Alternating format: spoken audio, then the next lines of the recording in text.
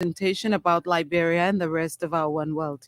Today is Thursday, July 6, 2023. My name is Titi Gibro. With this afternoon's presentation, top stories this afternoon. Liberia begins lobbying with fellow ECOWAS member states to support its bid on the United Nations Security Council.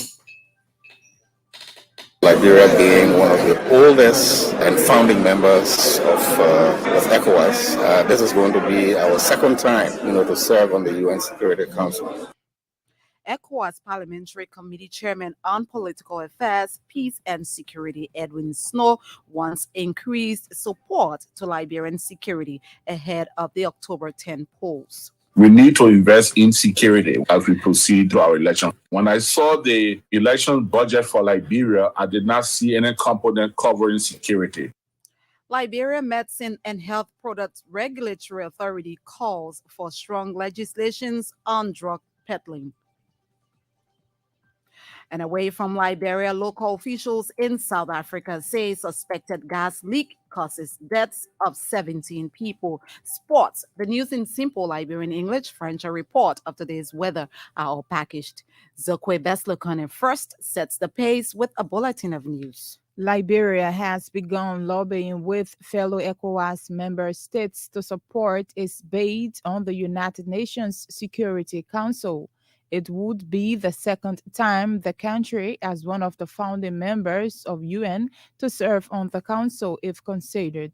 Liberia's ambassador to Nigeria and representative to ECOWAS' ongoing 90th ordinary session of Council of Ministers, Al-Hassan Conte, made the disclosure on Thursday in an interview with ELBC on the sideline of the event in Guinea-Bissau. Well, it's not an ambitious plan. I mean, it's a rotating thing, and Liberia being one of the oldest and founding members of ECOWAS, this is going to be our second time, to serve on the UN Security Council. Ambassador Conte said Liberia's bid is being championed by President George Weah, who believes the time is now for the country to assess itself again as one of the oldest members of the UN. The Liberian ambassador, who is representing the Minister of Foreign Affairs at the Council of Ministers in Guinea-Bissau, said the country's position is in solidarity with member states. Meanwhile, ministers of the Council of Ministers of ECOWAS are debating several issues at the ongoing 90th ordinary session in Bissau, Guinea-Bissau. Liberia is being represented at the meeting by Ambassador Al-Hassan Conte, Ambassador to Nigeria, and Assistant Finance Minister for Budget Jesse Koboy. In his opening address on Thursday, ECOWAS Commission President Omar Aliyu Toure of the Gambia urged the Council to give serious consideration to the 2023 interim report, which highlights the state of the organization, integration, and current financial situation. I kindly urge you to lend your full attention and active participation in this crucial deliberation. Furthermore, we would consider reports on the financial situation of our community and the outcomes of key meetings, such as Administration and Finance Committee meetings. Dr. Toure also said the establishment of a permanent representative committee to play an advisory role of the Commission must be a priority during the ongoing deliberation. For her part, the President of the Council of Ministers, Guinea-Bissau Minister of Foreign Affairs and International Cooperation, Susi Shala Babos, called on the ECOWAS Commission to carry on practical implementation of resolutions from the meetings.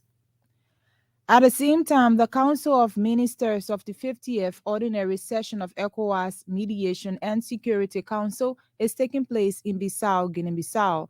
Ministers from the 15 ECOWAS countries, including Liberia, are discussing the peace and security situation in the region, ECOWAS standby force, and stabilization missions. The ministers are also highlighting humanitarian situations in the region and update on the status of the implementation of the National Early Warning Center, among others. According to our reporter, the 50th Ordinary Session of ECOWAS is taking place ahead of the 63rd 33rd Ordinary Session of the Authority of ECOWAS Heads of State and Governments scheduled for Sunday, July 9. President George Weah is expected to attend the meeting along with his regional counterparts.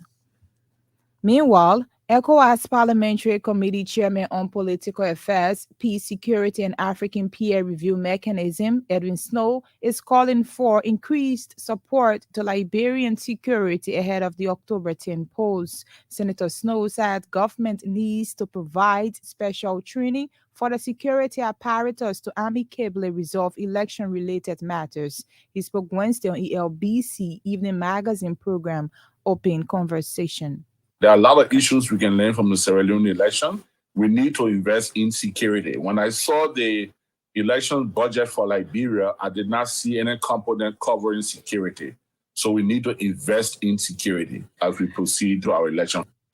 Meanwhile, Bomi County Senator Edwin Snow is urging the National Elections Commission to adopt an open media engagement to keep the public abreast with election-related activities. Senator Snow said NEC should develop a schedule for regular press briefing to avoid public speculations about election matters. He added that such move, when adopted, will help the Commission combat the spreading of falsehood about the country's electoral process and help update Liberians about electoral issues.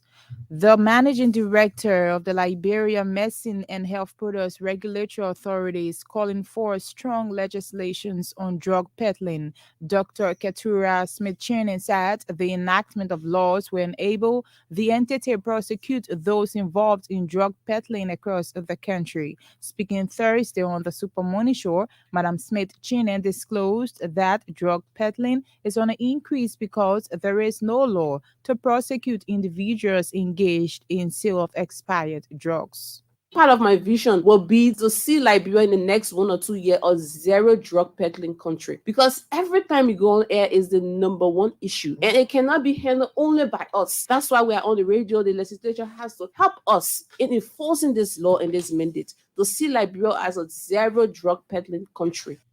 Madam Smith-Cheney said the situation is causing serious problem for the health sector. The LMHRA head also expressed hope that the quality control lab of the entity can be upgraded to boost performance at the authority, and the leadership of the National Christian Council of Liberia, NCCL, has welcomed the visit of President Weah to the State of Israel. NCCL National President Bishop Rudolph Marsh said the visit of President Weah to Israel is in the right direction. Bishop Marsh also noted that it is a worthy venture by the Liberian leader to offer prayers in Israel for the nation and its people. Liberia and Israel have come a long way, and Liberia play a very important role in the recognition of Israel as a nation. For the president now to make that move is welcoming, and I think the president is in the right direction. He disclosed that the long-standing ties between Liberia and Israel were disrupted during leaderships of the late President William R. Tolbert and Ellen Johnson Sirleaf. Bishop Marsh said because of the actions of the late Tolbert and former President Johnson Sirleaf, NCCL petitioned the Israeli government through RCEJ Liberia to apologize on behalf of the country. Zokwe Beslokana returns a little later with our foreign development and weather report. One of our top stories this afternoon, Liberia Medicine and Health Products Regulatory Authority calls for strong legislations on drug peddling. So this story now, day one of ECOWAS Council of Ministers is currently taking place in Bissau, Guinea-Bissau.